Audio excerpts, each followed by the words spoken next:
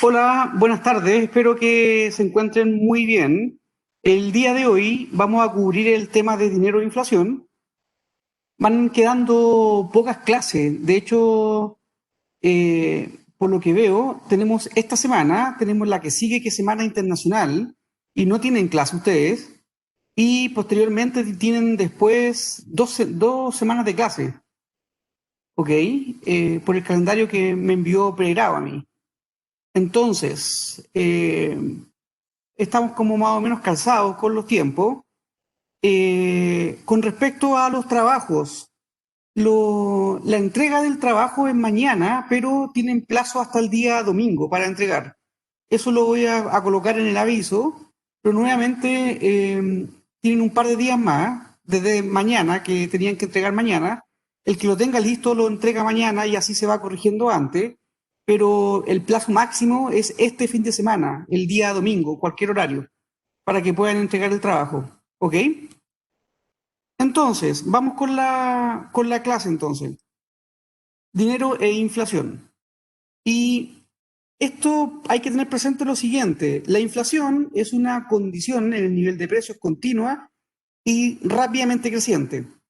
¿Qué es lo que decía Friedman? Que se produce por una alta tasa de crecimiento de la oferta del dinero y el simple hecho de reducir esto a niveles bajos lo previene.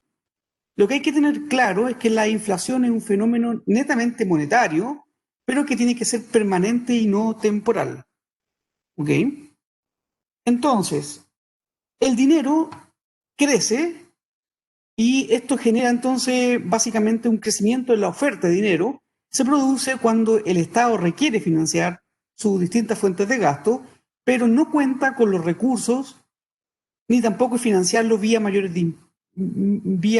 recaudación de impuestos o préstamos desde el sector público. ¿Ok? Y eso lo vamos a observar. En Latinoamérica hay países que han sufrido fuertes presiones inflacionarias en los años 90, que también esto lo vamos a analizar y principalmente se debe a fuertes procesos de expansión de su gobierno en políticas de gasto fiscal. Esto que aparece acá es un billete, ustedes lo pueden ver del año 2008, de Zimbabue. Vean la cantidad de ceros, 100 trillion dólares, 100 trillones de dólares de Zimbabue. Este billete se transa de manera honorífica por eBay y cuesta aproximadamente $5, pero el poder adquisitivo es bastante más bajo que $5. La inflación desatada, disparada, o sea, básicamente, básicamente se escapan ya los ceros, ¿se dan cuenta? Ya como que no caen los ceros casi en el billete. 100 trillones de dólares, ¿ok? Y es de Zimbabue, por cierto. Y ustedes pueden ver acá que este niño, la pregunta es si el dinero hace la felicidad, este niño va feliz, seguramente con todo ese montón de billetes a comprar un par de dulces en Zimbabue. O sea, vean que en sus manos lleva billetes de 200.000 y este otro era de 100 trillones de dólares. ¿Ok? Entonces, si el dinero hace o no la felicidad, esta foto lo puede dejar como un poco perplejo a ustedes, pero bueno, la cosa es que el dinero pierde valor, la gente mueve dinero. Eh, Hay muchos billetes, pero no tienen un valor intrínseco ya, ¿ok? Y eso pasa en distintos lugares del mundo donde el papel pierde el valor básicamente. De hecho, hace un par de semestres ya contaba esta historia y un alumno en un magíster de vespertino de Bolivia, él se acordaba que su papá llegaba casi con una carretilla de dinero y no tenían una gran condición de vida, decía. O sea, él se acordaba de todo ese tema y básicamente es porque el circulante ya comienza a perder valor, lo imprimen, pero como que la gente ya es mucho el tema inflacionario que el valor es mínimo. ¿Ok? Acá ustedes pueden ver distintos países, estas son unas salidas de Bloomberg tomadas en su momento, por los periodos de tiempo pueden ver Brasil alcanzó un 4.000% por allá por los años 94. Argentina venía desde niveles de 1.300%. Perú venía de niveles de inicio de los 90 de como el 6.900%. Y ustedes pueden ver acá, si nos vamos al detalle, en Brasil, en esta salida de Bloomberg, que fue tomada en el 2010, por cierto, pero lo que quiero reflejar es como la historia de la inflación. Ustedes pueden ver que tuvo dos procesos inflacionarios muy fuertes. Uno en los 90, otro el año 94. El pic lo dice la salida, si ustedes lo pueden ver, dice, se alcanzó un máximo el 30 de abril del 1990, donde alcanzó un 6.800%. O sea, aquí se alcanzó un nivel de 6.800%. El mínimo fue el 31 de octubre del 95, que es básicamente cuando está la salida acá, que está en un 24% la tasa de inflación. ¿Ok? Y ustedes pueden ver que obviamente hubieron dos periodos inflacionarios. ¿Qué es lo que puede hacer un país cuando ya tiene fuerte inflación? No le quedan muchas opciones: devaluar la moneda, básicamente cambiar la moneda. Aquí en el caso de Brasil cambiaron eh, la, el tipo de monedas que ellos tenían y básicamente a veces la gente tiene que volver a partir con otra moneda para tratar de recuperar la confianza y en este caso el gobierno tratar de mantener el control de la moneda. Otros países que ya pierden tanto la fe en su gobierno, no les queda más opción que dolarizar la economía. Por ejemplo, Ecuador. Ecuador en Latinoamérica, ellos mueven dólares. ¿Para qué? Porque simplemente ya la autoridad monetaria perdió el control del dinero. Otro que mueve dólares, pero lo mueve porque simplemente es un gran medio de cambio, es Panamá. Panamá también, ellos están en una economía dolarizada. Tienen una moneda local que se llama Balboa, pero es para hacer los cambios, las conversiones en las monedas más pequeñas. Pero son economías dolarizadas. ¿Ok?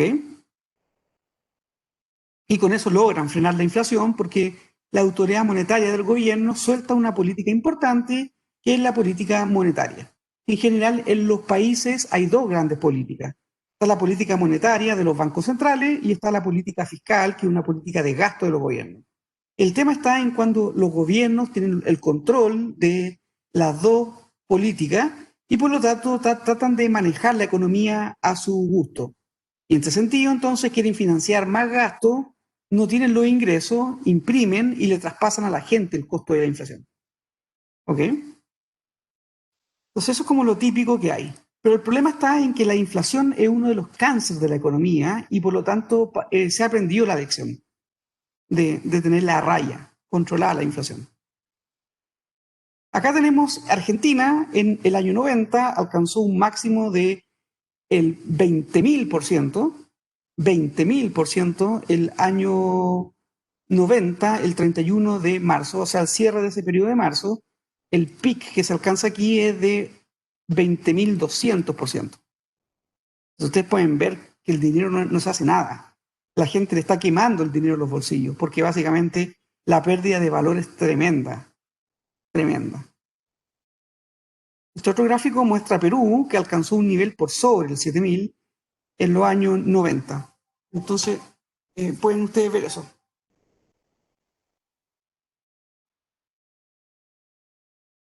Discúlpenme un segundo, por favor. Apagar esto.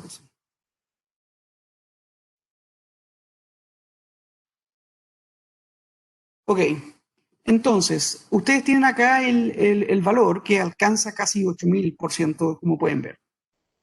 Eh, y acá tenemos Chile, principalmente Chile en los años 70 tuvo fuerte proceso inflacionario. En el año 73 fue un periodo crítico, 311% de inflación en Chile, dos dígitos. Pero acá están los distintos periodos de los años 70. O sea, ustedes pueden ver que básicamente entre el 72 y 73 la inflación alcanzó básicamente 500%. Ustedes pueden ver la estadística acá. O sea, 526% si se mide de octubre a octubre entre el 72 y el 73. ¿Ok?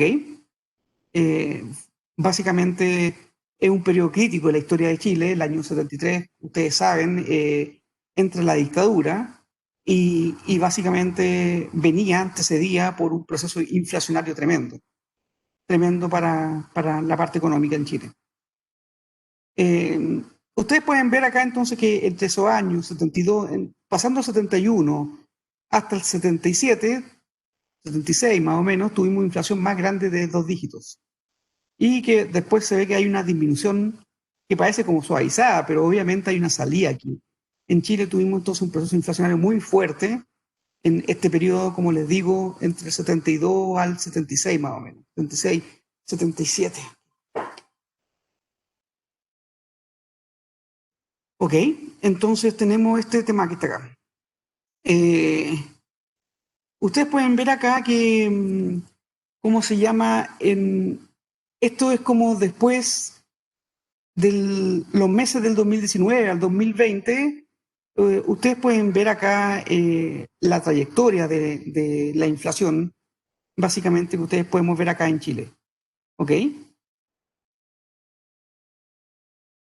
Esta es la trayectoria que ha tenido principalmente. Y este otro gráfico un poco ilustra la salida de ese periodo de tiempo. Y pueden ver que en periodo de dictadura se mantuvo por sobre los 2 dígitos la inflación, más del 10%, y posteriormente el año 94 aproximadamente, cuando ya se estaba en democracia, se fueron implementando políticas. Recuerden que el Banco Central Autónomo es del año 88. Entonces, con Banco Central Autónomo, con una meta de inflación, comienza el descenso gradual de la inflación en Chile. Y básicamente esto es lo que tenemos de inflación hasta el año 95 en Chile. En Bolivia, como les decía, valores altísimos, por allá por el 85, no sé, 14.000%. Entonces, nuevamente, Latinoamérica ha tenido un fuerte proceso inflacionario, principalmente atribuido a políticas expansionistas. ¿Ok? Vamos a discutir un poquito más adelante qué tipo de política expansionista tuvieron la economía, qué tipo de consejo y que al final se transformó en un cáncer recibieron esta economía. Pero antes de seguir avanzando en eso, en esa dimensión, preguntémonos lo siguiente. ¿Solo el crecimiento del dinero puede producir inflación?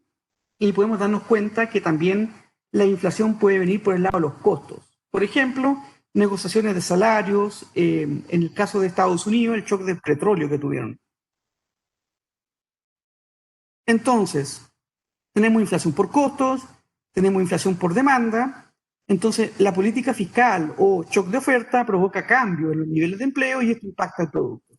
Entonces, este es el problema de la inflación, porque la inflación es un fenómeno monetario, pero que puede tener consecuencias reales en la economía. Porque justamente las variables reales que uno analiza en la economía es el nivel de producto, por un lado, y por otro lado es básicamente el nivel del empleo. Esas son las dos grandes variables reales que uno analiza en la economía, empleo y el producto. Entonces aquí estamos hablando de un fenómeno monetario que puede terminar traspasando enormes costos a la parte real de la economía. Entonces, la fijación de metas de desempleo por debajo de una tasa natural puede llevar a que la inflación generada por demanda, esta inflación generada por demanda puede gatillar inflación de costos. ¿Ok? Esto se asocia a niveles de desempleo por sobre la tasa natural. ¿Ok? Entonces, como estábamos planteando al inicio, el déficit del presupuesto es una posible fuente de política monetaria inflacionaria. Aquí hay una restricción que enfrentan los gobiernos, una restricción presupuestaria. El gobierno puede obtener recursos de tres maneras. Aumentar los impuestos, emitir deuda, que sería bono en este caso, o emitir dinero. Tiene que un déficit. Un déficit significa que gasta más de lo que tiene de impuestos. El gasto es mayor que lo que recauda vía impuestos, que los tax de los impuestos.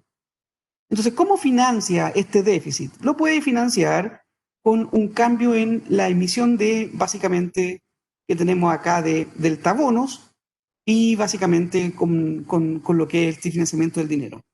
Si el déficit del gobierno es financiado a través de un incremento en tenencias de bono, no hay efecto sobre la base monetaria, por ende sobre la oferta del dinero. Pero si el déficit no es financiado por aumento en tenencias de bono, la base monetaria tiene modificaciones y con ello aumenta la oferta de dinero. ¿Ok? Entonces, por ejemplo, si volvemos ahora a Chile nuevamente, acá tenemos la deuda bruta del gobierno central y podemos ver que Chile venía una senda de crecimiento de su endeudamiento. Podemos ver que desde los años 90 hasta el año 2007 aproximadamente, Chile mostró, bueno, aquí hay una alza, obviamente, en esta parte de aquí, de la distribución. Uno puede ver que aquí hubo como un alza estos años, que fueron un par de años críticos. Recuerden que aquí está la crisis asiática entre medio, y ustedes pueden ver que básicamente, en general, la tendencia fue a la baja, al control de la inflación. En- por dos tipos de motivos: política responsable del gobierno y un Banco Central autónomo que empezó a ejercer fuertemente su rol. Y por lo tanto llegamos a un nivel bajísimo de endeudamiento público, o sea, en torno al 5% de lo que produce el país se llegó el año 2007. Sin embargo, desde el 2007 en adelante hemos experimentado una relación creciente en el gasto público. Discúlpeme un segundo, ¿no? Les pido disculpas, muchachos.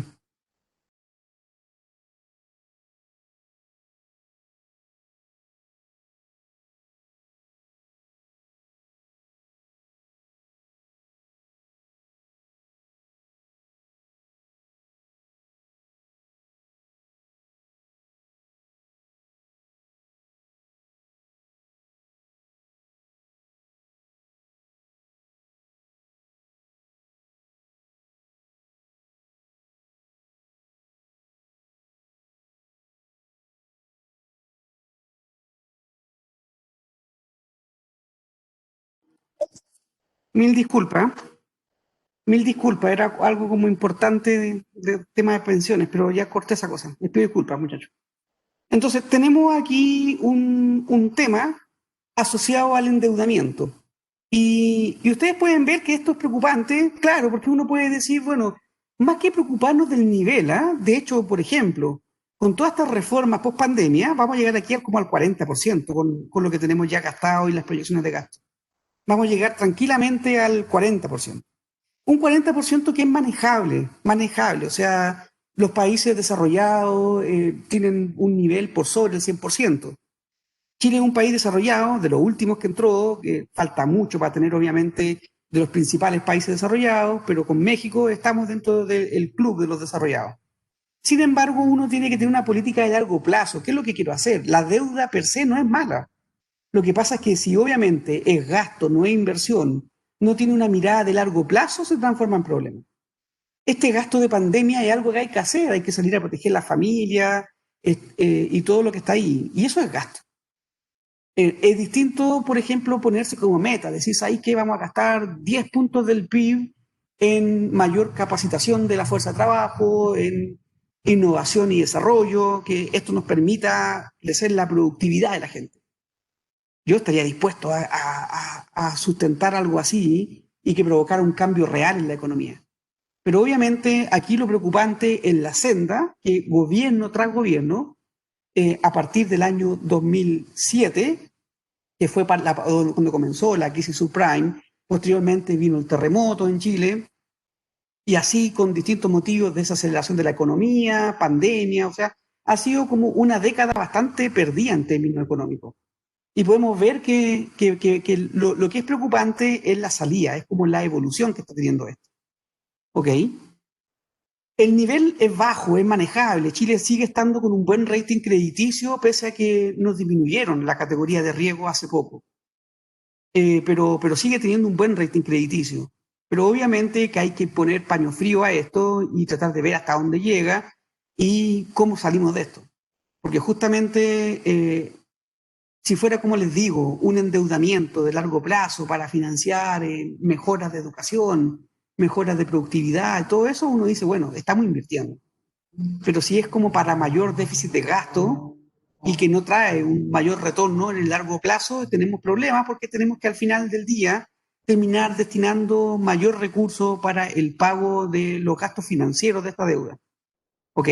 O sea, ese es como el cuestionamiento que uno tiene que hacerse en este tipo de análisis. Ok.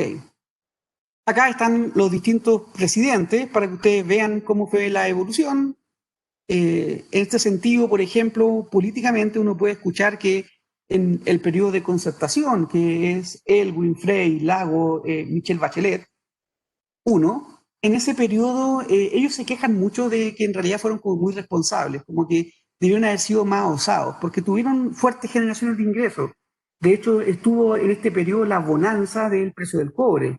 Y para no destruir, por ejemplo, el mercado local, ellos crearon, en forma muy mesurada, crearon el Fondo de Reserva de Pensiones y el Fondo de Estabilidad Económico-Social, que eran más de 20.000 millones de dólares en ese momento, cuando se crearon, que fue como el excedente de la venta del cobre. Traer esos dólares a la economía local destruía al sector exportador.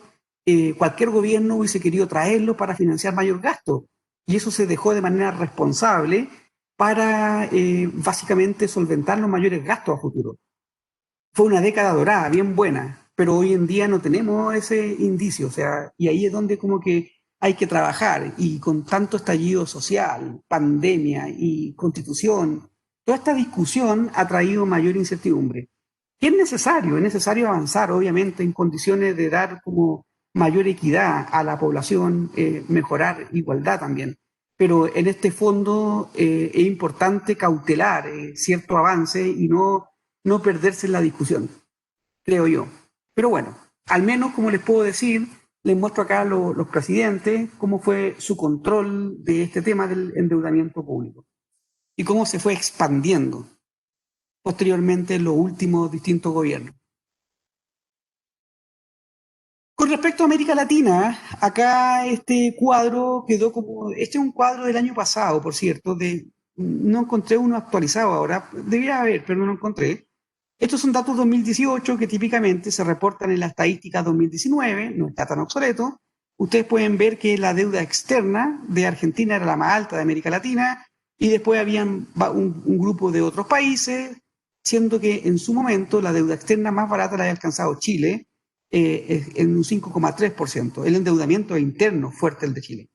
Pero el interno, de alguna manera, cuando hay control monetario, se puede pagar con la generación de las cajas. La externa es la que se paga en dólares, y ahí es donde Argentina era el más endeudado. Post pandemia, estos números van a quedar muy corridos hacia la derecha. ¿Ok? Volvamos entonces. Dinero e inflación. Hay un proceso de monetización de la deuda. Banco Central compra la nueva emisión de deuda del gobierno central cuando éste no puede emitir. Esto es con lo que se conoce como monetización. El Banco Central quiere gastar, emite deuda, y el gobierno central quiere gastar, emite deuda, y el Banco Central le compra la deuda. Entonces, el financiamiento de este déficit es persistente mediante emisión, conduce a inflación sostenida. Es por eso que ustedes pueden entender por qué por constitución el Banco Central en Chile no puede comprar deuda directa al gobierno de Chile por este proceso de la inflación. Por eso que cuando se gatilló el retiro de los fondos de pensiones y las AFP tenían que salir a liquidar instrumentos de renta fija, el Banco Central usó como esa instancia para absorber los papeles que las AFP se desprendieron, y fue como un mercado secundario que el Banco Central quedó con endeudamiento. Pero nuevamente, aquí no hay una compra directa, no es como una marioneta que hago que para gastar más hago que el Banco Central me compre la deuda. Y con eso lo que hago es traspasar, hacer el rolling, y con eso le traspaso inflación a la gente. ¿Ok? Esto no es lo mismo si ocurre vía bonos. Sin embargo, no todos los países pueden emitir grandes sumas de bonos. Estados Unidos puede, porque es el país más desarrollado, pero también está limitado. O sea, igual en algún momento esa deuda hay que pagarla. Estados Unidos lleva muchos años chuteando para adelante el endeudamiento que ha tomado, ¿ok? Y por lo tanto es una economía altamente endeudada, y en algún momento esa cuenta hay que pagarla. Y por lo tanto, ¿cómo se va a tener que pagar? Con mayores impuestos, o cortando beneficios, o cortando planes de inversión. Entonces, en definitiva, son cuentas que hay que pagar, ¿ok? Preguntas, creo que había una pregunta, déjeme ver el chat. ¿A quién le compra deuda al Banco Central en general? El Banco Central en general no sale a comprar deuda. O sea, puede comprar para controlar un poco la estabilidad de los precios en el mercado local. pero en general no es su principal cartera de activos. Lo que ocurre es que muchas veces lo hace para poder sacar dinero de la economía. Entonces, de esta manera lo que hay que ver sus portafolios, pero por lo general no es tan comprador. Eh, lo que hace es que obviamente sus propias emisiones sale a rescatarlas muchas veces, sus propias emisiones. Inyecta dinero sacando títulos que ellos han entregado antes, previamente. Pero eso es lo que hace, como controlar la estabilidad de la moneda y los mecanismos de pago. ¿Por qué hizo esta compra de papeles que tenían los fondos de pensiones? Fue para controlar la estabilidad como mecanismo de pago, no la inflación, sino que la estabilidad de los mecanismos de pago. Ok. Una alta inflación siempre es un fenómeno monetario, ya que no puede ocurrir sin una alta tasa de crecimiento del dinero, pero puede surgir también por buscar una meta de alto nivel de empleo y presencia de un déficit de presupuesto del gobierno. Veamos un poco lo que pasó en Estados Unidos, en la inflación de los años 70, y acá ustedes pueden ver qué pasó en Estados Unidos, en los años 70 principalmente. En los años 70 lo que ocurrió es que hubo una fuerte emisión por sobre su reserva y esto llevó a un aumento en la inflación. Aquí está la historia de Estados Unidos. Ustedes pueden ver que el primer pic que tenemos acá fue está un poquito corrida la flecha, porque el primer pic de inflación, que sería este que está acá, me disculpan, a ver, ¿dónde marco? Acá. Y con rojo, acá. Este primer aumento se debe al Bretton Woods, que es la supresión del patrón oro, aquí. Se corrió la flecha más. Y ustedes pueden ver que básicamente, ¿qué significa esto de la supresión del patrón oro? Lo que ocurre es que la Reserva Federal tiene el control de la política monetaria. Ellos son los que controlan el dinero. Es como el Banco Central nuestro, pero ellos tienen su Reserva Federal ahí. Y lo que ocurre es que para respaldar ese dinero, la gente entregaba, para comprar el dinero, la gente entregaba oro. Entonces había un respaldo, una equivalencia de conversión. Toma, te entrego $20 y estas son las onzas de oro que tienes que entregar. Y en el fondo, o el equivalente en onzas de oro. Entonces, por eso que ustedes pueden ver, cuando ustedes ven películas, quizás ya no ven películas tan antiguas, donde la gente iba a asaltar como los lingotes de oro de los bancos y todo eso, pero todavía hay algunas películas bastante nuevas que ocurren como estos asaltos a la Reserva Federal y que el tipo roban lingotes de oro por el metro, qué sé yo. En el fondo, ¿han visto películas de eso, no? Que los bancos centrales tienen lingotes de oro. ¿No han visto? ¿Nadie ha visto una película que haya oro en los bancos centrales?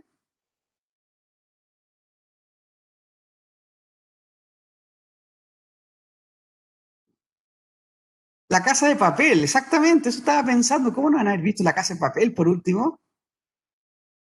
Duro de matar. Claro, exactamente, en varias de esas películas. O el asalto hay una que se llama, una que sale uno de Wesley Snipes. Pero en fin, son más viejas que ustedes, por cierto. Ok, en fin, el asalto a la Reserva Federal, que lo hacen por medio del subway. En, en fin, entonces, ustedes pueden ver pero una serie más moderna, como alguien dijo, era La Casa de Papel. Y claro, lo que ocurre es que está ese respaldo. Y de hecho, inicialmente existía la posibilidad que si la gente no creía en el dinero, podía ir, devolver los dólares y a cambio le entregaban el oro. Entonces, ¿qué fue lo que ocurrió? Obviamente es más fácil como circulante que haya dinero, que alguien controle la emisión de este dinero, que no sea fácil de copiar, con todas las características que tiene el dinero, no es fácil de imitar. Y esto lleva a que la gente se desarrolló la confianza. La gente fue y entregó algo que era apreciado, oro, y recibió un papel. O sea, si ustedes le preguntan a un niño chico que no tiene noción del dinero por un billete de 20.000 o uno de 1.000, el niño lo va a llamar la atención el color, pero no va a saber que uno es 20 veces el valor del otro. para dar esa confianza, se tiene que ganar esa confianza. Entonces, se ganó la confianza cuando comenzó esto. ¿Y por qué obviamente se transformó de oro a moneda? Porque es más fácil la circulación, el transporte, el almacenamiento, un montón de características que hacen que el dinero sea más fácil de manipular que el oro. Pero ¿qué ocurrió? Que la economía crece, la gente crece y por lo tanto comienzan a haber mayores necesidades de circulación. Y no hay tanto oro. Pero como ya la gente confiaba, el Banco Central, la Reserva Federal de Estados Unidos, rompe este acuerdo que era un vínculo entre oro a dólar. Y con eso lo que se genera es una fuerte emisión. Y por lo tanto comienzan presión inflacionaria porque hay más billetes dando vuelta y obviamente los bienes son más lentos de producir. Después viene la crisis del petróleo, otro proceso de fuerte emisión por sobre la reserva, básicamente. ¿Ok?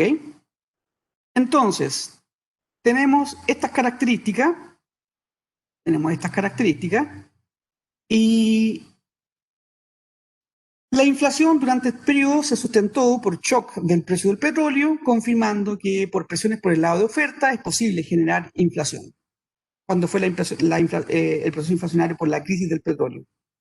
No obstante, hay que observar que hay rezagos. ¿A qué me refiero con observar que hay rezagos? Cuando ustedes ven esto, ven que se gatillan procesos inflacionarios, ven que queda un tiempo no menor que la inflación queda en valores altos.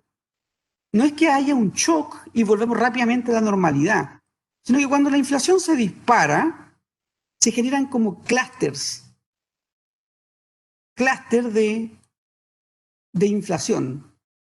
No es que llega y desaparece la inflación, sino que queda un tiempo. O sea, ese es el problema de cuando uno no controla la inflación, que la inflación genera rezagos. Por ejemplo, varios de ustedes arriendan y los arriendos típicamente dicen se reajustan de manera anual, acorde a la inflación, más un tanto por ciento. Los salarios, muchos salarios de lugares de empleo se reajustan por la variación del IPC, que recoge la inflación, más un delta por ciento. Entonces, hay muchos contratos que están indexados a la variación del IPC. Y eso genera presión inflacionaria, que no desaparecen rápidamente. Entonces, ¿por qué no se ha generado una fuerte inflación en Estados Unidos si hemos oído que el gasto público ha aumentado fuertemente? La explicación simple, esto es un comente, por ejemplo, que podría perfectamente plantearlo en una prueba. ¿Por qué no se ha generado inflación en Estados Unidos si hemos oído que el gasto público ha aumentado fuerte? ¿Por qué? Porque ellos pueden emitir grandes volúmenes de bonos.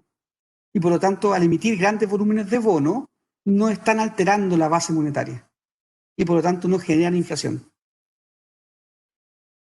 Hay elementos que no se pueden soslayar, que son importantes. Uno, la propensión marginal a consumir. Obviamente, el efecto multiplicador en una economía es más grande si es que la propensión marginal a consumir es más alta. El financiamiento con emisión de deuda, que eso obviamente no genera presión inflacionaria. Las expectativas racionales, tú no puedes engañar permanentemente a la gente. Por lo tanto, si tú no controlas la inflación, la gente no va a tomar las decisiones con la información de inflación mirando por el espejo retrovisor.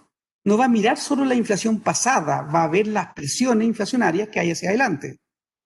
Y lo último es que hay un rezago de las políticas monetarias que toma tiempo y por lo tanto esto lleva a que una vez que se produce la inflación, se queda por un buen tiempo dentro de la economía. ¿Cuál es la crítica de Lucas? Este Lucas es Lucas el economista, no es George Lucas de la Guerra de la Galaxia. ¿Cuál es la crítica de Lucas? La crítica es que la economía keynesiana no considera el rol de las expectativas con respecto al futuro. Sin embargo, estas expectativas influyen en el comportamiento de los agentes económicos. Y aquí entonces, una vez que se genera la inflación, también trae consigo una consecuencia real de la economía, que es que se generan desempleos. Y aquí vamos a tener distintos tipos de desempleo. Uno de ellos es el friccional. ¿Cuál es el friccional? Cuando una persona se está cambiando de un empleo a otro, aquí lo que importa es la calidad de la información para quien busca el empleo. ¿Ok? Por lo tanto, ese es un desempleo que es fácil de atacar vía mejor calidad de información. Pero hay un desempleo estructural, que es cuando el desempleo se causa por una declinación de una industria y la falta de habilidad de los trabajadores de moverse a nuevas industrias. ¿Se le ocurre algún ejemplo que hayan visto ustedes de desempleo estructural aquí en Chile o en el extranjero, si hay algún alumno extranjero? ¿Han visto algún desempleo estructural en Chile?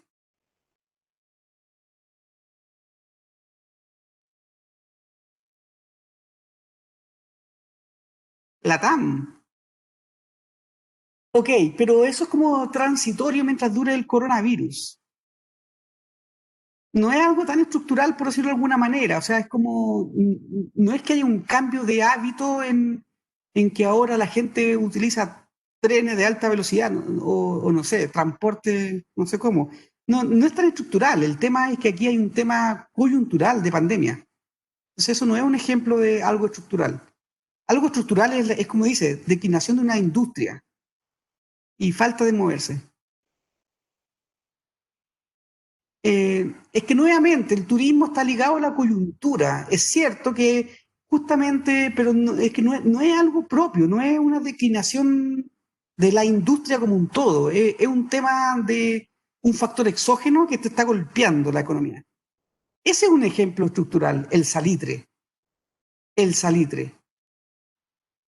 Porque, por ejemplo, aquí había una producción, Chile era uno de los más importantes productores del salitre, gatilló una guerra con otros países, por cierto, se apropiaron de terrenos hacia el norte los chilenos, y podemos ver que era un furor, hasta que llegó el salitre sintético y de manera estructural disminuyó fuertemente la demanda de la salitrera, lo que provocó básicamente un desempleo estructural. Ese es un ejemplo concreto. Alguien habla de un ejemplo de bananeras. Supongo yo que hubo un cambio radical del uso del suelo y que provocó que gente tuviera que desplazarse. No, pero que la construcción es como puede variar de distintos sectores, entonces no sé, hay que poner un contexto más amplio. Otro ejemplo de desempleo estructural, ¿se le ocurre? Pueden tomar el micrófono si quieren. ¿Alguno de ustedes conoce Lota, octava región Lota, o ha pasado por Lota? ¿No? El carbón, exactamente. Como exactamente ustedes se pueden dar cuenta que esa era una zona productora de minería del carbón y que obviamente comenzaron a surgir otros elementos para hacer energía y por lo tanto comenzó, y que contamina también el carbón y por lo tanto hubo un declive importante en esa actividad. De hecho, en el 1800, en los 1800, la familia Cousiño fue una de las familias más ricas de Chile porque eran los dueños de esas mineras. Cuando ustedes van allá, de hecho, lo más probable es que el que ha estado allá ha ido a visitar el Parque Cousiño allá. Y de hecho, aquí en Santiago hay un palacio que se llama Cousiño, que es bien bonito. Y nuevamente eso es como de una de las familias más potentes económicamente hablando en Chile del 1800. Pero hubo un declive productivo. Allá provocó una fuerte caída del empleo. De hecho, el que ha visitado Lota le debe llamar la atención la pobreza que hay ahí. Porque en general son familias que venían de papá, no sé, del tatarabuelo pirquinero, abuelo pirquinero. Parece una ciudad fantasma, como dice, fantasma ahora, porque claro, hay gente que ha emigrado, Sofía, pero yo te digo que 20 años atrás, 15 años atrás, tú veías ahí como una sensación de pobreza extrema, bien crítico porque la gente no tenía opciones, o sea, tatarabuelo pirquinero, abuelo pirquinero, padre pirquinero, estaban condenados a ser pirquineros. Y por lo tanto, con el declive se generó un fuerte desempleo. Y ese es un desempleo de tipo estructural. Y por lo tanto, ok, ¿cuántos de ustedes conocen la zona de Tomé? Tomé, no de tomar vino, no, Tomé, que queda cerca de Concepción. Bonito balneario, Pichato cerca. ¿Conocen Tomé? Ok, Sofía también lo conoce. ¿Qué es lo que hay cuando uno va llegando, va bajando la bajada del Cerro Caracol, Sofía? ¿Qué es lo que uno se encuentra a primera vista cuando uno baja a Tomé? Oh, profe, no me acuerdo. ¿No te acuerdas? Ok, ¿alguien se acuerda qué es lo que uno encuentra bajando el Cerro Caracol?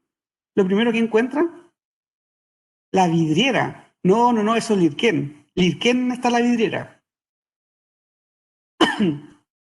Lo que uno encuentra cuando va bajando el Cerro Caracol y llega a la zona de Tomé, se encuentra con la fábrica Bellavista Oveja, que fue una de las textiles más importantes de Latinoamérica, llegó a ser, y de la zona. O sea, y hay varias industrias ahí textiles en Tomé que tuvieron un furor, un auge, pero que posteriormente hubo un declive de la industria textil en general. Y de hecho, este declive de la industria textil en Chile fue muy importante, porque ustedes se pueden dar cuenta que hay varios edificios emblemáticos, otros patrimonio nacional que eran de textiles. Ahí en Tomé, el principal, el que todavía se ve más estable, el de la Bellavista Oveja, que operó hasta hace unos 15 años atrás, más o menos. 15, 20 años, no, a ver, 15 años atrás. Hasta unos 15 años atrás operó la Bellavista Oveja. Aquí en Santiago también tenemos construcciones que fueron ligadas a la parte textil. En la zona de Quinta Normal, ¿qué fábrica de textil estaba?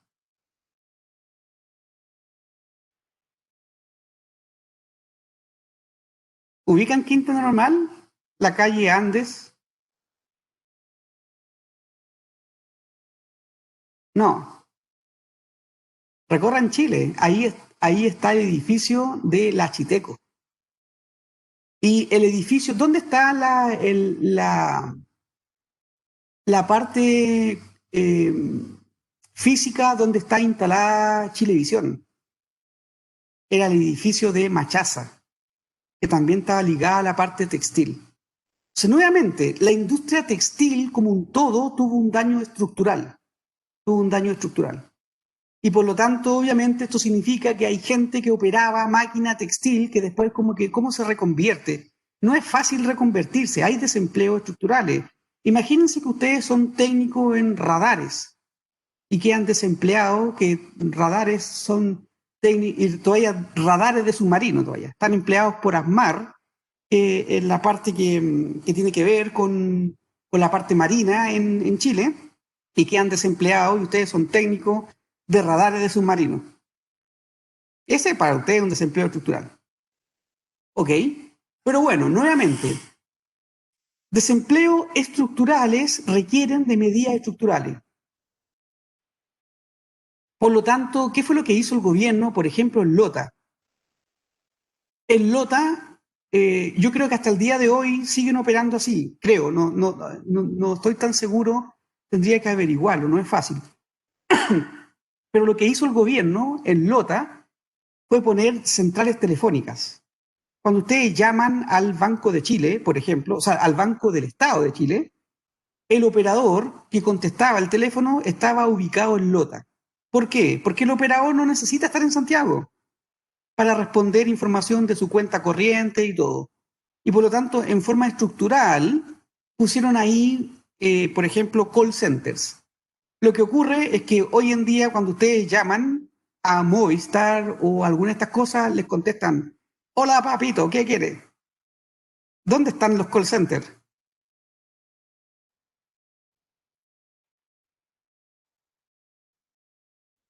Cuando llaman a LAN para un reclamo, alguna cosa, y les contestan: están en Centroamérica, porque es más barato. Es más barato contratar la mano de obra allá y colocan donde está más barato. Entonces, en Centroamérica, en Colombia, en varios lugares, no necesitan tener información. De hecho, no tienen, ni conocen Chile. Pero les contestan, porque en el fondo un reclamo, mire, reclamo por LAN porque se perdió mi maleta. Ah, ya, anota el código, no sé qué cosa. Listo, está en Centroamérica la persona. Además, te contesta de buen ánimo, te contesta con un buen trato de voz, comparado con el trato de la gente chilena, que es más duro. Entonces, en el fondo, hay que tomar medidas estructurales para enfrentar tipos de desempleo estructurales. Hay desempleos que son estacionales, que se causa por condiciones de la temporada. Por ejemplo, los temporeros en la agricultura, ellos trabajan la tierra, pero obviamente en época de invierno tienen una disminución de su demanda de trabajo. Un caso muy simple, pero para que ustedes se den cuenta como el concepto, los heladeros. Los heladeros, obviamente en esta temporada primavera, que ya está el calor fuerte, y en el verano tienen mayor venta que lo que tienen ahora. Por eso que hay muchos locales comerciales que cuando no hacen heladerías famosas, que están ahí por Providencia, Las Condes, ¿qué es lo que hacen en invierno cuando no venden tanto helado? Parece que hoy en día hay más costumbre también de un grupo de personas de tomar helado en invierno, pero no es como ahora, no es tan refrescante ni tanta venta como hacen ahora. ¿Qué es lo que hacen todas esas servicios? ¿Qué es lo que hacen en invierno? Venden té, venden café, como dice Tomás, o sea, hay una reconvención. Ellos trabajan la temporada para no cerrar el local. Entonces, obviamente que hay tipos de desempleo, porque igual hay un maestro que es el que hace los helados y por lo tanto tienen mayor contratación de gente que lo apoye quizá, pero obviamente que lo dejan 6 meses sin trabajar al grueso de los de apoyo y o se reconvierten a servir té o vuelven en 6 meses más, ¿ok? Entonces son tipos de desempleo. Eh, Hay tipos de desempleo por demanda deficiente, que es una caída de la demanda en la economía. ¿Qué es lo que sugería Keynes? Que hay un espacio para los gobiernos. Por ejemplo, actualmente la pandemia. La pandemia provoca una caída en la demanda. Y por lo tanto, el gobierno, ¿qué es lo que hace? Inyecta estos planes de llegar con recursos a la familia para que las familias gasten y poder mantener más activa la economía. Hay desempleos por tecnología, cuando avances tecnológicos dejan obsoletos puestos de trabajo de personas. Hoy en día hay pocos, pero quedan lugares donde hay gente que se dedica a reparar artículos electrónicos. Por ejemplo, falla el televisor y todavía, como medio vintage, hay gente que lleva sus televisores a que gente se los repare. Que eso era algo común 30 años atrás. Pero hoy en día te falla el televisor, lo tomaste, lo dejaste para reciclaje por la parte electrónica y compraste otro. Como que ya la gente no envía a reparar las cosas. Y de hecho, hay avances tecnológicos. O sea, 50 años atrás los televisores eran con transistores. Posteriormente fueron circuitos integrados. Y por lo tanto, ya cuando fallaba una parte, cambiaban placas enteras. Ya no reparaban el condensador, el transistor. El tipo de persona de electrónica ha tenido que ir evolucionando. Es como la gente que está ligado a la parte computacional, gente que reparaba computadores. Han tenido que ir evolucionando también. O los mecánicos. Hay mecánicos que no te pueden reparar un auto porque hoy en día, maestro Chasquilla, dices tú, Tomás, sí, es gente de oficio y que básicamente hay oficios que se mantienen y otros que no. O sea, por ejemplo, si tú tienes un auto moderno, hoy en día un mecánico de los clásicos no te lo puede chequear. ¿Por qué? Porque hoy en día los autos traen una cantidad de circuitos, de, de procesos muy distintos. Es cierto que se mantiene como la estructura general de la explosión para el combustible y todas esas partes, pero, y que obviamente hay cosas que te pueden reparar, pero hay otras que no, porque justamente hay técnicos especialistas en marcas de autos y avanzado en la tecnología, y por lo tanto hay cosas que se van colocando más obsoletas. ¿Ok? Entonces, hay desempleo de corto y largo plazo. ¿Qué es lo que decía la teoría clásica? Decía que el desempleo es un fenómeno temporal, salarios se basta que se ajusten a la baja y el mercado vuelve al equilibrio. En cambio, y por lo tanto, para largo plazo, para esta teoría clásica, el desempleo era algo temporal. Pero está el desempleo keynesiano, que el desempleo puede persistir porque hay salarios rígidos a la baja, no es llegar y que te bajen el salario. O sea, hay muchos profesionales, el salario debiera bajar a la mitad, bueno, pero hay gente que dice, tengo un contrato firmado, no me puede llegar y bajar el salario a la mitad.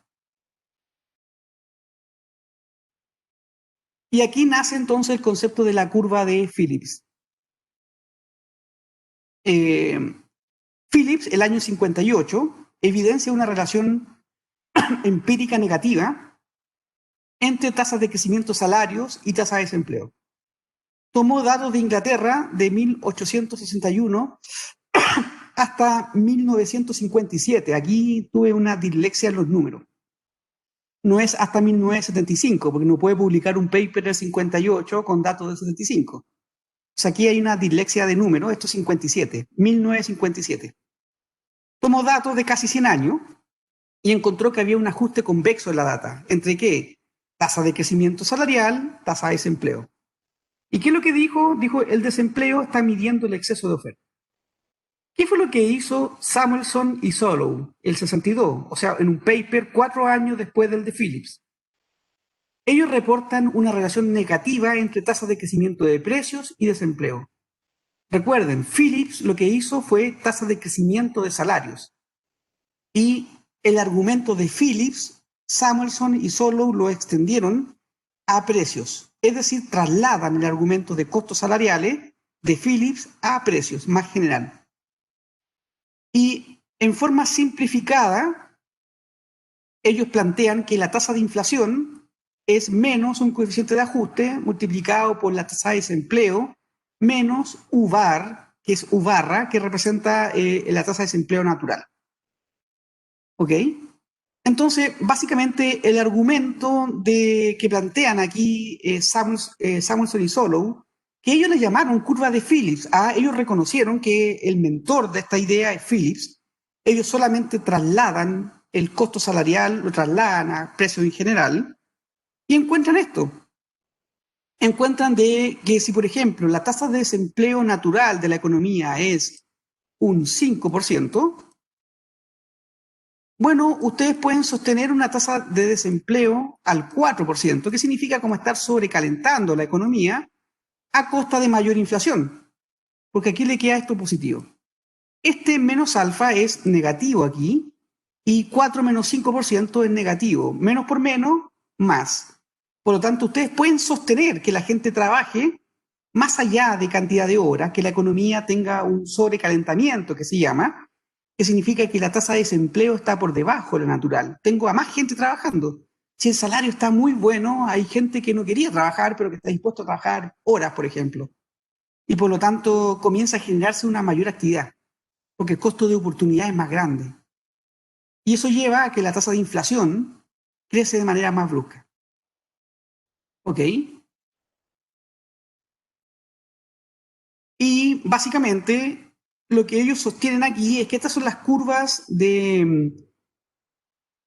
básicamente que tenemos aquí que se generan de corto plazo y podemos ver que básicamente en el corto plazo este argumento de Phillips dice, bueno, para poder sostener esto tengo que aumentar la inflación, hago que la gente trabaje más, se dan cuenta, la tasa de desempleo natural, 7%, la puedo llevar a un valor más bajo a costa de más inflación. El problema está en que la inflación se vuelve galopante, se vuelve cada vez más creciente, se dan cuenta, en el largo plazo, básicamente esto es totalmente inelástico al 7%. Pero yo puedo sostener que la gente, recuerden que aquí estoy haciendo que del 7%, la tasa de desempleo de la economía sea más baja a costa de mayor inflación. Entonces, ese fue el gran argumento en los años 70 que se vendió como pan caliente. Se vendió como pan caliente por la economía, principalmente latinoamericana, que el Estado tenía que hacer una gran política de gasto público para mantener más activa a su fuerza de trabajo, lo cual era un impacto real en la fuerza de trabajo, lo cual impactaba de manera positiva al producto. ¿Cuál era el costo? El costo era algo, esto de la inflación, es algo netamente monetario, hay inflación, pero tengo a la gente trabajando, mi economía tiene más producción de bienes y servicios, o sea, es la receta mágica. Tengo respuestas reales, positivas, a algo que es monetario. Y esto se vendió, se dispersó por Latinoamérica. De hecho, se llegaron a producir automóviles en Chile, en el norte, se llegaron a producir automóviles chilensis. ¿Han visto alguna vez los autos chilenos, no? De hecho, creo que el mejor prospecto era uno que parecía Jeep, que no tenía puerta y que no vio tanto la luz. Pero llegaron a producir incluso automóviles. Obviamente, economías que son más grandes que la nuestra lograron sostener industrias por más tiempo y algunas que hasta el día de hoy producen.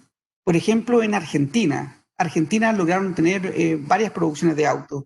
Brasil, hasta el día de hoy, Brasil como una economía tan grande sigue haciendo producción de autos. Hoy día tenemos hasta Bolivia produciendo unos autos que no se ven tan feos los autos bolivianos eléctricos, ¿eh? Habría que ver, pero en el fondo tienen sus cosas. Y nuevamente en el norte quedó ensamblaje de autos en Chile. Las camionetas Loop en su momento se ensamblaban en el norte. Entonces, esto llevó a que obviamente la economía se vendió como receta así mágica, aumentemos variables reales, que la gente trabaje, que haya mayor producto a costa de mayor inflación. Y eso operó bien, ¿eh? Operó bien en un principio. Esto funcionó bien en los años 60. Había este trade-off entre inflación y desempleo que tenía implicancias para las políticas económicas. Las autoridades podían escoger la combinación inflación-desempleo que les consideraban más favorable. ¿Cuál fue el problema cuando se gatilló el aumento de inflación en Estados Unidos por el lado de los costos? Y aumentó inflación y desempleo. Y ahí como que dijeron, Houston, tenemos un problema. Tenemos inflación alta, tenemos desempleo alto. Y eso era algo que no lo habían enfrentado nunca. No tenían la receta preparada para eso. Esto, como les digo, funcionó bien 20 años, del 48 al 69. Si ustedes ven los datos anuales del 48 al 69, ustedes justamente lo que pueden hacer es un ajuste convexo en los datos. Obviamente que hay puntos que se te alejan, por aquí uno un poco más, un poco menos, pero más o menos ustedes ven, yo veo ahí un ajuste convexo. ¿Lo ven? Entonces, como que esto de que mantengamos el nivel de desempleo más bajo a costa de mayor inflación, como que funcionaba. Y sobre todo funcionaba bien en los años 60, lo pueden ver. O sea, aquí están puestos los distintos puntos y básicamente aquí está el 69, 68, o sea, como que en el fondo funcionó bien el argumento de la lógica de Phillips. Cuando ustedes ven en macro ven este tema, nuevamente en general en la economía y sobre todo en la parte macro, estas relaciones vienen de análisis empírico, no vienen de una gran teoría detrás o modelamiento matemático que justifique este tipo de relaciones. No, aquí encontraron, al ver los datos, encontraron esta relación, postularon una forma de ecuación, se validó con los datos y surgió esta teoría. Por eso que yo siempre digo, finanza y en general algún área de macrofinanza, no hay rocket science, aquí no hay ciencia exacta, aquí son puras relaciones prueba-error y encontrar relaciones empíricas que puedo sustentar con los datos. Aquí la curva de Phillips funcionó perfecto en 20 años, del 48 hasta el 69. Sin embargo, ¿qué pasó en forma posterior? Entre el 70 y el 98. Algunos de ustedes ve el ajuste convexo de los datos, ¿no? O sea, aquí dijeron, Houston, tenemos un problema. ¿Qué pasó con la curva de Phillips? Se rompió la relación. Algo que funcionó bien 20 años, que lo vendieron como receta, lo esparcieron por el mundo como la gran receta del desarrollo económico, de a costa de mayor inflación, mantenga a su población trabajando, va a tener más productos. Las dos variables reales se toparon con este problema. Y el problema está en que la inflación comenzó a surgir con una mirada distinta. Comenzó a surgir inflación con estancamiento. Y eso llevó a que obviamente la receta no operó. Segundo, que esto era con rezago, por lo tanto se quedaba mayor parte del tiempo en la gente. Comenzó la gente a ver el lado de los costos y por lo tanto comenzó a paralizar decisiones. O sea, piensen ustedes, son productores. Tienen que comprar insumos para hacer su producción. Tienen el valor de los insumos, pero ¿a cuánto van a etiquetar la venta? Porque si no las etiquetan bien, van a perder valor real, porque obviamente si hay inflación y yo vendí más barato en términos reales, estoy perdiendo dinero. Y muchas veces entonces, ante procesos inflacionarios, la gente prefiere paralizar producción. Dice, prefiero parar de invertir, prefiero cancelar de hacer producción hasta que las cosas se normalicen. Y obviamente ese periodo toma que va a quedar más gente desempleada y vamos a tener consecuencias reales de este cáncer llamado inflación. Y es por eso que la economía, como les vuelvo a decir, latinas principalmente, tuvieron fuertes procesos inflacionarios en este periodo de tiempo, donde no había una relación de Phillips, donde muchas economías siguieron este consejo que se dispersó básicamente de Naciones Unidas, utilizando su sede llamada CEPAL, para venderlo como receta mágica por Latinoamérica, ¿ok? En los años 70. Y inflación alcanzaron valores altísimos, nuevamente. Bueno, pero como los economistas somos campeones mundiales, yo soy economista también, campeones mundiales de explicar la historia, alguien encontró y dijo, es que falta incluir la expectativa. Y por lo tanto, entonces, el modelo que explica mejor es este modelo, que dice la inflación menos la inflación esperada es igual a esta constante U menos la tasa de desempleo natural. Es decir, que no basta con tener en el lado izquierdo inflación, hay que tener la verdad, la inflación esperada. ¿Qué es lo que provoca un shock real en la economía? ¿Cómo yo logro sostener? Porque este valor es negativo. ¿Cómo yo logro sostener que la gente trabaje? Esto significa que la tasa de desempleo del periodo es menor que la natural para que esto sea negativo. Y esto significa positivo. ¿Cómo logro sostener que la inflación en T tiene que ser mayor que lo que la gente esperaba? O sea, yo lo sorprendo en la expectativa, porque la gente se arma una expectativa y toma decisiones en base a la expectativa. Por eso que hay un rol que juega el Banco Central, por ejemplo, en Chile. El Banco Central dice, yo voy a hacer política monetaria para en un horizonte de 2 años tener la tasa de inflación en un 3%. Ese es el compromiso del Banco Central en Chile, hacer la sintonía fina, pero que con un horizonte de política a 2 años tener la tasa de inflación en un 3%. Y por lo tanto, ¿qué es lo que genera el verdadero shock? Es cuando sorprende la inflación. Porque la gente tomó decisiones en una expectativa, que en el caso chileno está anclada en el 3%, pero cuando lo sorprenden, la gente fue que trabajó más horas de las que tenía que trabajar por el tema del costo de oportunidad que hay. Entonces, ustedes pueden ver que en el fondo, con esta corrección, se volvió a encontrar un sentido a esta relación de curva de Phillips. ¿Ok? Y esa es la explicación que está ahí. Esto es básicamente el movimiento que uno espera, o sea, la curva de Phillips muestra una relación inversa entre desempleo e inflación. Plantea una violación a la dicotomía clásica. ¿Cuál es la intuición? Aumenta la oferta de dinero. Ese aumento de oferta lleva a aumento en precios. ¿Por qué? Porque si hay más dinero, va a haber una mayor demanda de bienes, la producción es más lenta que el ajuste de los precios. Por lo tanto, el que está vendiendo va a ajustar los precios al alza. El salario real, al aumentar los precios, se ve que como que el salario real disminuye, porque nuevamente los salarios no se ajustan todos los meses, los salarios se ajustan típicamente una vez por año. Por eso es que si hay un shock de aumento de precio, los trabajadores están recibiendo un salario real más bajo hasta que haya el reajuste. Si el salario real es más bajo, la demanda por trabajo va a aumentar y con eso disminuye el desempleo. Esa es la dinámica del movimiento. Cómo se traduce desde oferta de dinero hasta medida de desempleo. Entonces, el gobierno tiene incentivos a incrementar la oferta monetaria, con lo cual se genera inflación, que es algo nominal, pero se reduce el desempleo, que es algo real. Sin embargo, cuando las personas anticipan el shock monetario, estas van a ajustar su expectativa y no se va a presentar este trade-off. En el largo plazo, esta relación no va a existir, porque tú no puedes engañar de manera sistemática a la gente. ¿Ok? Este es el movimiento que uno espera detrás de estas medidas. Está este tema de la expectativa adaptativa, que la gente toma decisiones mirando solo el pasado, y con eso asumen continuidad. Están expectativas racionales, que la gente obviamente toma expectativas hacia adelante, mira la historia, pero también mira hacia adelante. Se ha hecho un estudio de este modelo. Esta es la ecuación que se estima para Estados Unidos. esta es la ecuación que se estima para España.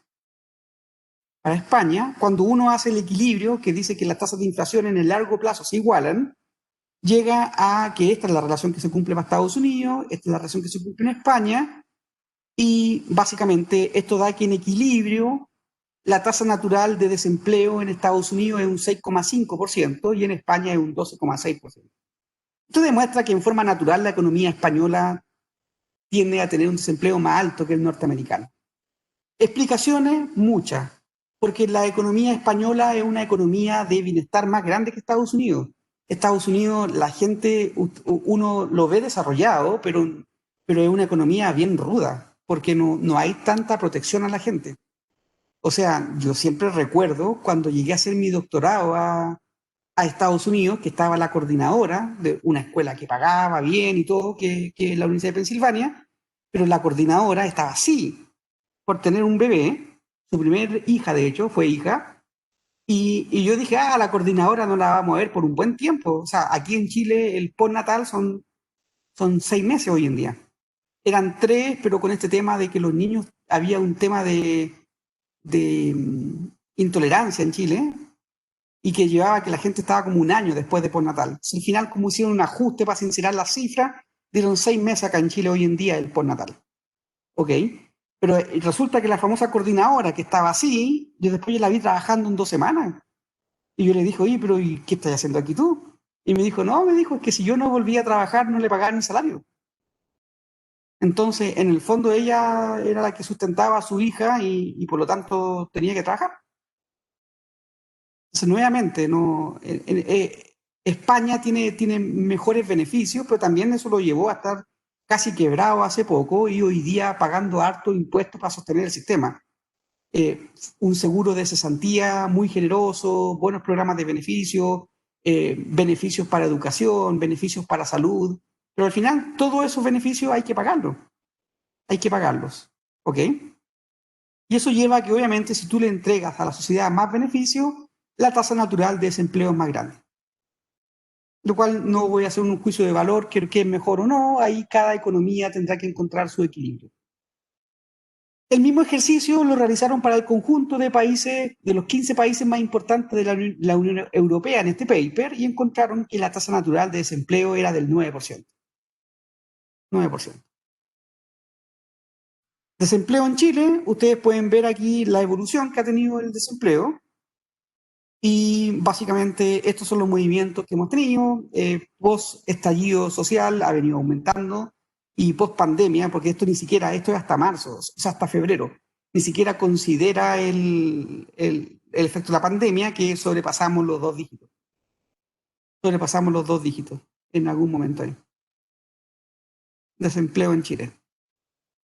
Y aquí está la evolución de una perspectiva de mirada más larga, mirando datos hacia atrás y cómo ha estado esto básicamente. O sea, que es importante cautelar que haya empleo en tu población. El Banco Central, aquí hay un rol que les explicaba. El Banco Central conduce su política monetaria siguiendo un esquema de metas de inflación. El objetivo explícito es que la inflación se sitúe en un 3% con una banda de más o menos un punto porcentual. Es decir, que el Banco Central en el corto plazo, si la inflación está entre un 2 y un 4%, se da por misión cumplida. Pero lo que hace es la sintonía fina con un horizonte a 2 años para que esté en el 3%. Este esquema permite anclar la expectativa de la gente, y eso es muy importante para la toma de decisiones. El objetivo es la estabilidad de los precios, condicional a alcanzar la meta. ¿Ok? Ahora, Chile sigue una política fiscal responsable y predecible. Esta rige una regla fiscal, que es la regla de balance cíclicamente ajustado, donde se calcula la evolución del cobre y el PIB tendencial. Ustedes pueden ver que hay comités. El Ministerio de Hacienda está asesorado por 2 comités. Un comité que calcula el precio del cobre de largo plazo, porque aquí hay entradas de recursos que dependen del precio del cobre, y hay otro grupo que asesora al Ministerio de Hacienda en sus proyecciones con respecto al PIB tendencial, porque obviamente a una mayor tendencia de PIB significa que van a haber más ingresos públicos. Por eso que es importante en la ley de presupuesto analizar estas 2 componentes que permiten de alguna manera proyectar mejor las futuras generaciones de ingresos y para ver cómo solventamos los gastos adquiridos. A partir del año 2001 se determina el gasto de manera a alcanzar este superávit estructural en ese momento, 0,5% del PIB, 1% era hasta 2007, 0,5% el 2008 y 0% en adelante, post eventos adversos se dejó en cero. Hoy en día la verdad es que estamos un poco salidos de estas metas porque obviamente la coyuntura ha llevado a hacer mayor gasto y por el lado de la recaudación se está recaudando mucho menos de lo proyectado. La adecuada regulación y supervisión del sector financiero, uno puede decir que está en línea con los estándares internacionales. Aquí se utilizan las mejores prácticas internacionales para hacer regulación. Esta labor es compartida por el Banco Central de Chile con otras entidades fiscalizadoras. Aquí me faltó corregir esta parte de aquí. Está la Superintendencia de Pensiones, pero hoy en día la Superintendencia de Bancos y la Superintendencia de Valores están fusionadas en la Comisión de Mercado Financiero. O sea, son tres los entes reguladores hoy en día. Tenemos la Super de Pensiones, la Comisión de Mercado Financiero y el Banco Central. La integración a los mercados internacionales se caracteriza por niveles bajos de aranceles, libre movilidad de capital y régimen de fluctuación cambiaria desde el 99, lo que permite ajustarse a los shocks externos, básicamente. El Banco Central. El Banco Central, el principal activo que tiene la autoridad monetaria es la credibilidad, que la gente confíe en que ellos van a hacer su rol. Hoy en día ustedes pueden verlo, que de todas las instituciones que se están cayendo a pedazos en reputación, el Banco Central es una de las instituciones que se mantiene más alto en cuanto a la credibilidad. ¿Ok? Y la meta de inflación, y eso es importante, porque aquí el Banco Central, como les digo, es el que está inyectando el dinero en la economía. Entonces, obviamente, aquí importan sus señales y que le crea a la gente. Las metas de inflación se basan en que el mercado cree en el desempeño del Banco Central en lograr el objetivo. El Banco Central puede abusar de ese poder, lo podría hacer por una vez, de decir, ok, tengo la inflación en un 3%, y la gente tomó sus decisiones y la dejó escapar al 10%, y para generar un impacto mayor en la economía. El tema está en que tú puedes engañar una vez, pero eso significa que la gente después no te cree. Y por lo tanto, al final, como medida de largo plazo, dado que esto es un juego repetitivo, es un juego que se repite muchas veces, para tu credibilidad es mejor que mantengas tu reputación. Hoy en día no puedo hacer este ejemplo, que lo hacía en clase, pero por ejemplo aquí tenemos nosotros a alumnos que son internacionales y dentro de las fotos que veo aquí que están conectados está Angie Guzmán. Angie Guzmán es una alumna de Colombia. Y suponga que Angie Guzmán, cuando estaba en sala de clase, yo colocaba este ejemplo, decía, ella puede pedir 1.000 pesos a un compañero o 10.000 pesos para algo puntual que necesita, que se le olvidó llevar el dinero, y el compañero o compañera se lo puede prestar porque la ve. Pero supongamos que Angie Guzmán hace eso el último día de clase. Ella podría eventualmente, no es el caso de Angie, pero alguien podría tener el incentivo de decir, bueno, no les pago, total, que me vayan a cobrar a Colombia. Y si es que me encuentran. Entonces se dan cuenta que cuando el juego es de un puro shot, yo sé que lo más probable es que no sea así, Angie, pero nuevamente, lo pongo en el caso hipotético. Cuando el juego es de una vez, hay incentivo a engañar. Obviamente que ahí depende de los valores de la persona y todo lo que está ahí. Pero en el fondo hay gente que puede tener el incentivo a engañar. Pero si las caras se siguen viendo frecuentemente, el incentivo al engaño no es tan grande. Porque hay un tema reputacional. ¿Se dan cuenta? Entonces, justamente aquí el Banco Central, lo que les quiero plantear es que no tiene incentivo a hacer ese engaño. ¿Y salirse para qué? Para favorecer la economía. Y hay reglas de política que el Banco Central interviene. El Banco Central introduce comunicados de prensa donde uno los lee y puede encontrar el sesgo de las políticas. El Banco Central, cuando dice vamos a reducir el estímulo, lo que dice es que el Banco Central va a comenzar a subir las tasas. El Banco Central tiene tres cosas que puede mantener tasas, bajarla o subirla, y cuando uno entiende y lee los comunicados, uno tiene que ver la información nueva que el mercado no captura. ¿Ok?